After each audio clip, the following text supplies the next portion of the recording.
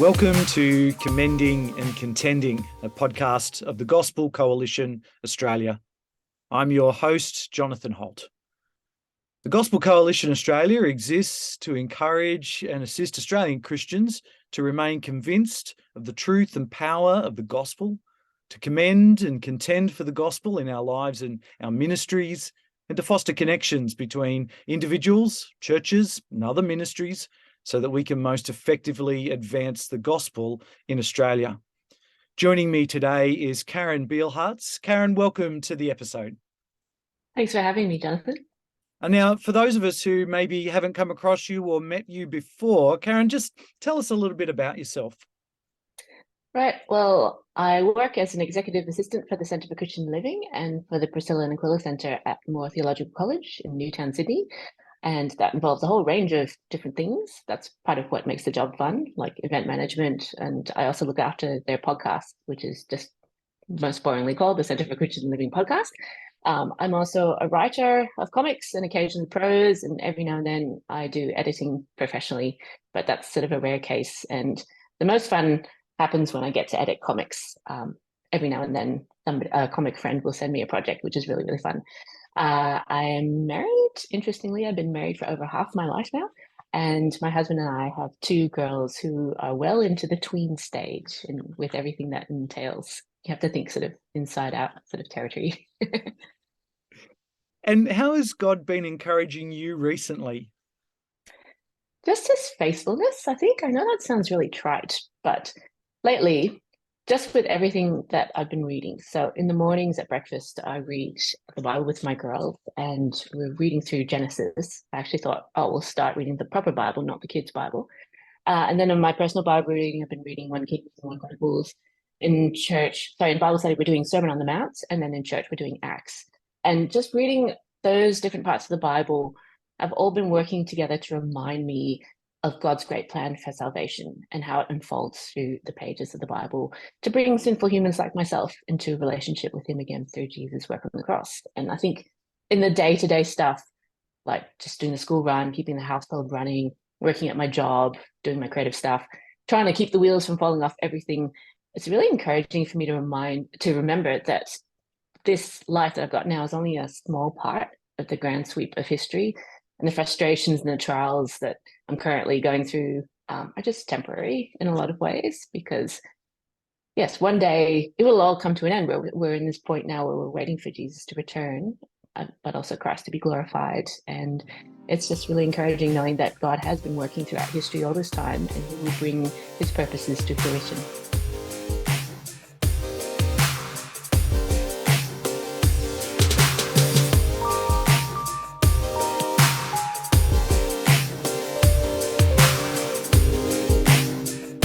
When we're commending and contending for the gospel, sometimes it really makes a big difference to get back to basics, to do the core things of the Christian life, just the Bible reading and prayer.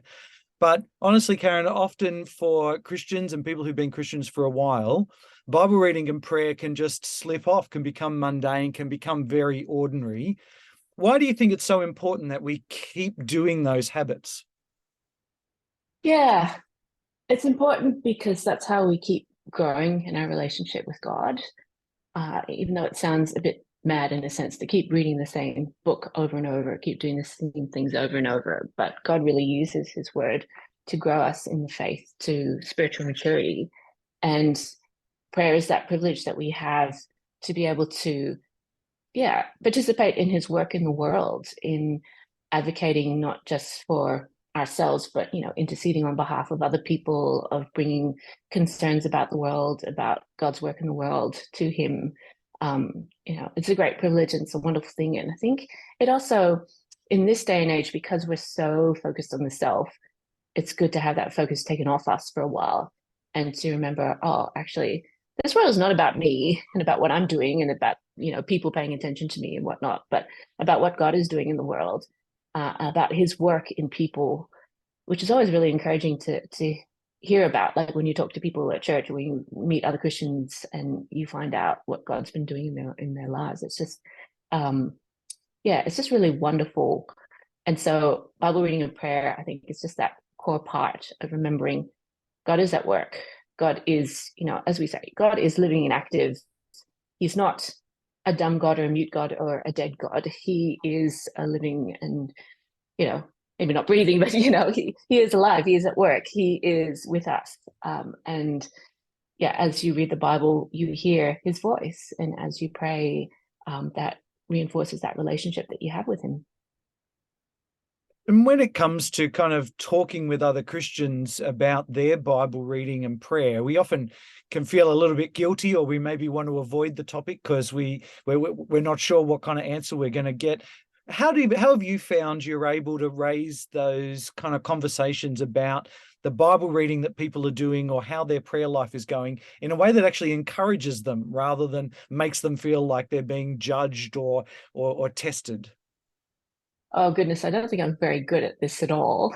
uh, I I think I prefer to do it sometimes by just talking about, I guess, the stuff that I've been reading and the stuff that God has been challenging me in. And like I have one friend who has got chronic fatigue, so she doesn't leave the house very often, and she finds it difficult. She's not currently attending a church, and so we catch up once a month over the phone. And one of the things I try to remember to do, don't always, is to talk to her about, yeah, what I've been reading in the Bible, what I've been thinking about, how things are going.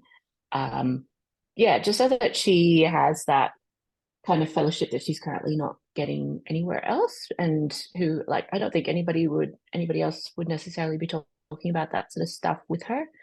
Christians generally, and I might be wrong, they think of it in legalistic terms, and therefore they feel really guilty about it. And so they might bring it up in terms of, oh, I haven't been doing this recently and I feel bad about it and I want to get back on track. Regularity is the key here. It's not like, oh my goodness, I need to do this every single day. But I know, like, from my own life and the way that God has been working in me, for a little while, I found it really hard. It was around the time when my kids were little, and it's hard to squeeze in anything when your kids are little. It's hard to concentrate on anything when your kids are little and you're sleep deprived. But I had people at my church who were encouraging me to keep it up, and I learned from their example. Like, one of them would listen to the Bible in audio form as she did chores, or one of them would be reading the Bible to her baby. And at one level, you think baby doesn't understand anything, baby can't read, but still, good thing to read the Bible with your baby, because even if they don't understand, they love to hear your voice, and you also benefit from doing that. Oh, another one would do it while she was breastfeeding. And certainly in the age of smartphones, that's a lot easier to do one-handed than it is when you have to hold a paper book. So yeah, I think just having that encouragement from other people at a time in my life when it was really hard for me really spurred me on to keep going with it. Because in the past, it had only worked for me when it was tied to a habit. So it used to be breakfast. If I had breakfast, then I would read my Bible and pray. If I didn't have breakfast, then yeah, it did not happen. And then with kids, that just goes completely out the window, and you have to form new ways of fitting it in. And, it's hard. Like, you think, in the morning, I'm too tired. In the evening, I'm too tired. Well, you're always going to be too tired. So yes, you've got to find some way. You still have to find some way of doing it, because it is important. As I said before, it's how God helps us to grow and to shape us. Karen, what's a resource at the Gospel Coalition Australia website that you'd like to recommend for us to go have a look at? Yeah, so I came across this article by Patty Guthrie, which was written in October of 2021, and it's called Apostate Testimonies, Talking to Those Who Left. And yeah, I found it very, very helpful. Like, I didn't grow up in a Christian family. I didn't grow up in the church, but I've been Christian for a while, long enough that I know a fair number of people who have walked away from the faith, which is really sad. I'm married to someone who did that. But I just found the article really helpful because Patty takes the time to talk to people and share some of the stories about why they chose to walk away, some of the factors that made things worse. Things like, nobody at church bothered to check up on them, or people didn't really listen as they tried to explain why they no longer believed and just talked over them. Or I think one person said that somebody just tried to share the gospel with them using the words that she would have used if she was doing walk-up evangelism, and how insensitive is that? I like that Patty acknowledges the complications that come with ministering to people who know their Bible and know Christianity, but just don't believe anymore. Because often when we do evangelism training, it is learning a gospel presentation like Two Ways to Live or the Gospel Beads. And they're more for people who don't know anything or who are at the beginning of exploring the faith. But what do you say to people who already know it all? Like my husband has done 3 years of Bible college. He knew, well, I would say still knows more about the Bible than I do. Um, and at one level, there is nothing that you can say because logic and well-reasoned arguments are not going to convince them. It's a matter of the heart. It's about, they've decided not to follow Jesus anymore. And so they're not going to be convinced by whatever clever argument you can pull out of your head.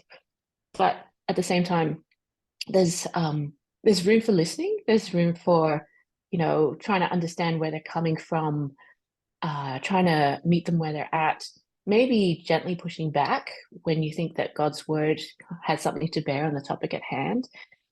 Definitely keeping up the relationship. Like I feel like often if people are not easy to access, like they're no longer coming to church, so that means that you don't see them regularly, and that means that you have to go out of your way to see them, so it becomes a lot harder.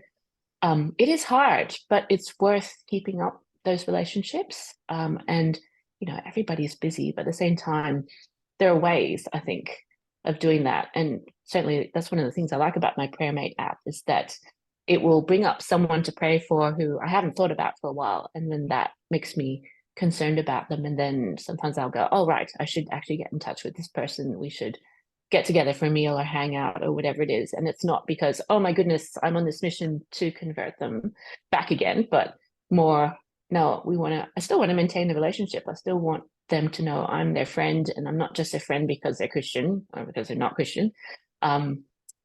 Relationships are important. Relationships are a good use of time.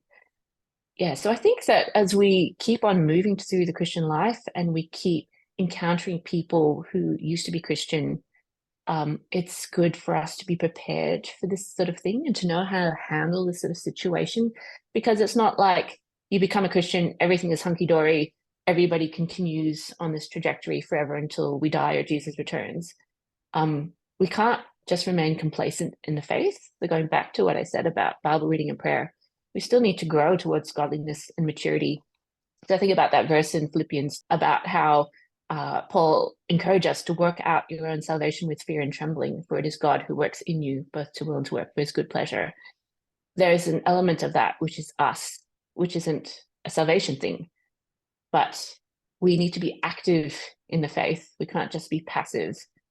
It's a bit of a story. Like I used to go to counseling with this particular counselor who was a Christian, and I shared with her the story about how my husband fell away and how it was a real turning point for me, because I think I realized at a certain level I had been leaning on him a bit. And so during that time, in those days after he had told me that he was no longer a Christian, I had this very strong sense of, oh, I had to ask myself that question. Do I actually believe what I say I believe? Like, do I believe that God is good? Do I believe that God is faithful? Do I believe all the stuff that I read in the Bible? And if I do, then what does that mean for my life?